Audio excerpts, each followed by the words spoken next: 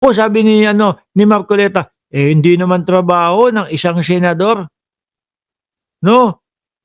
Hindi naman trabaho ng isang senador ang mag-check ng CCTV. Eh kaso sinagot siya ni Ping Lacson. Public yung building na yun yung sa Senate Bakit ipinagbabawal ni Marcoleta? Tsaka, ang tanong ho, mga boss si Pamusem, bakit nagre-react si Marcoleta kung wala naman mali doon sa ginawa nila? Kung pumasok lang si Gutesa doon, o tapos dumiretso sa kanyang opisina, ano ba mali doon? Ang mali, kasi halatang halata na magkakakilala na talaga sila. Di ba? Sinalubong para siya ng staff ni Senator Marcoleta, dinala sa opisina niya, nag-stay for a while, tapos nanood ng hearing doon sa gallery hanggang sa tinawag siya 10:27 I think. Iba talaga mag-imbestiga si Senator Ping Lacson, kompleto ho, hindi makakatakas pati yung mga pagpasok doon sa Senate. Syempre mga boss si Pamuser, gulat sila biglang may surprise witness itong si Marcoleta So ngayon, inaalam nila. Paano ba nag-umpisa lahat yun? Bakit biglang nakapasok si Gutesa doon sa Senado? O yun, kita sa CCTV. Di po ba? Alam niyo po, mga bossing, yung si Mike Defensor, no? Si Mike Defensor na sinasabi na kinausap kasi ako ni Gutesa no? Gusto daw makipag-coordinate kay Marcoleta. Parang yun lang. Yung tipo bang si Defensor is, wala, o sige, pag-connecting ko kayo, okay na. Pag nag-connect kayo, ayos na. Labas na ako dyan. Pero hindi. Ano pa sabi ni Mike Defensor? Kasama siya, kasali siya doon sa bumuo o gumawa o sumulat noong affidavit ni Gutesa. Nakisali pa. At kung makikita nyo, mapapansin nyo yung mga interview nitong si Mike Defensor, alam na alam niya lahat ang galawan, alam na alam niya lahat ang kilusan Pati nga ho, yung sinasabi niyang kasinungalingan daw ho, sabi ng Marine, na itinatago ng Marine si Gutesa. Hindi, style ho kasi ni Mike Defensor, no? Para pagmukha na, ayan, tingnan nyo, kinakampihan ng mga Marines si Gutesa kasi naniniwala ang mga Marines, di ba? Sabi ni Ma'am Princess Paris, Mark Ramos, live ba ito? Buti nakaabot ako. O yan, late po kayo ha. Hindi po ako ang late ha. Saka lang lalabas si Gutesa pag nakapag-practice na sila ng maayos. Sabi ni Capi Baraboy, ay sir, tingin ko ho, hindi na lalabas talaga yan. Tingin ko lang, pwedeng lumabas, pwedeng hindi. Pero ako, ang tingin ko, baka hindi na. Bakit? Kasi kasi mapagtatanto niyang mga yan na kahit kabisaduhin pa ni Gutesa lahat, no, nang nandoon sa papel na yon, nako, pagka pinagtatanong ng wala doon sa papel na yon, nung mga kapwa senador at nung mga nag-iimbestiga, sasablay pa din ho yan. Kahit nasabihin mo, kahit yung pagkakapwesto ng mga talata kabisadong kabisado o pagkakapwesto ng mga salita kabisadong kabisado ni Gutesa, papalpak pa din ho yan, mga bossing. Dahil pag nagtanong ng labas doon mismo sa papel na yon, si Senador Ping Lacson, laglag ang tuka niyang mga yan. Sabi ni Jerry C., late din ako. Gusto mo lang ma-shoutout Diskarte nyo ha. Diskarte nyo nung mga nakaraang linggo. Ang sasabihin nyo, live ba to? No, para ma-shoutout ha. Tapos ngayon, late din ako. Kayo talaga. Tuloy. But he stayed there. He arrived at around 8:27. Biruin mo, pati yung mismong oras, kung anong oras dumating. Kumpletos, Ricardos. Diba? Sabi ni Topakits Matias, tinatago ng religious group. Sino naman? INC? Hindi, kaya ako natanong kung INC kasi nabanggit ni Pebbles Talakera na INC daw si Gutesa.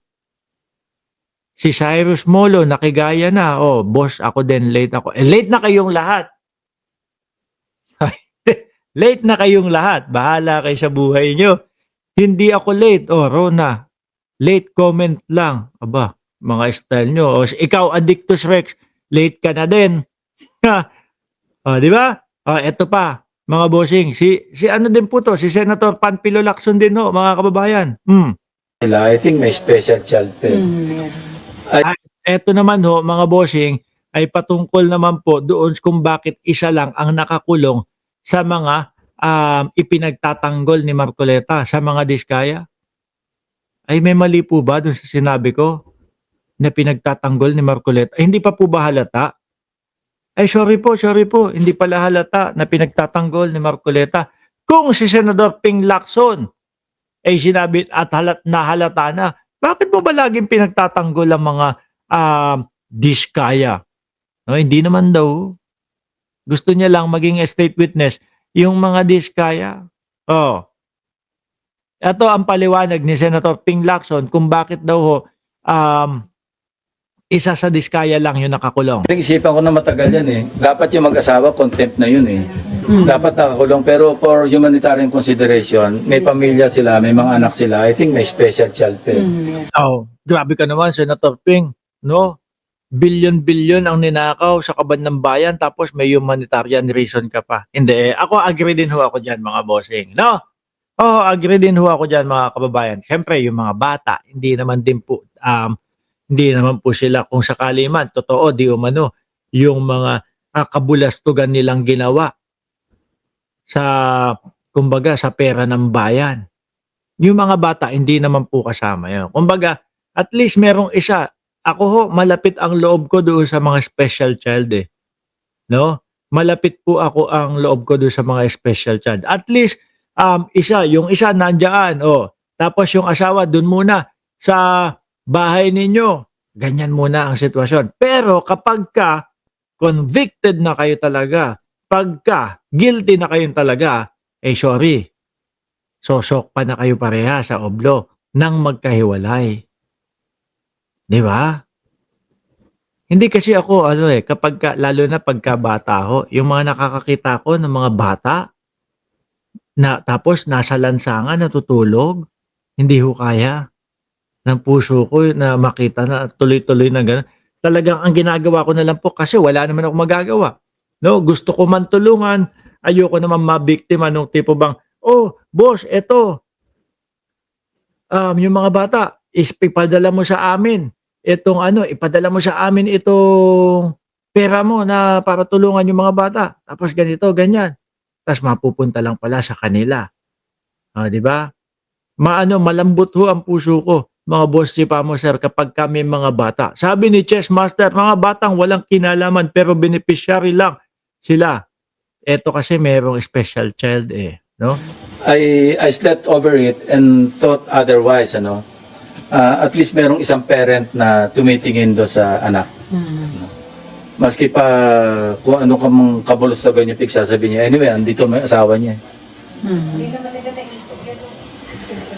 Yeah, I know. Pero that's me. Ayan, sabi ni Ma'am Neng Gigi, disagree sa humanitarian reason. Alam nila dapat na ang consequence nila, yung mga ginawa nila, lalo na alam nila na may mga anak silang special child or may mga anak. Yung iba din ho kasi kaya nakagawa ng ganyan. Gusto ibigay doon lahat doon sa mga anak nila no? Pero siguro parehas lang ho talaga kami ni Senador Ping Lacson ng puso pagkadating ho sa mga bata. Sabi ni pambansang nanay survivor, shout out sa iyo. Okay. So consideration yun, sir. Yeah, but I will abide by what the members will say, Kung majority of them sabihin lang i-contempt, ikulong, but what can I do? Totoo naman. Diba? Kumbaga siya lang yon, no? Pero kapag ka sinabi ng majority kailangan parehas na diskaya ikulong. Ano nga ba naman ang magagawa ni Senator Ping Lacson?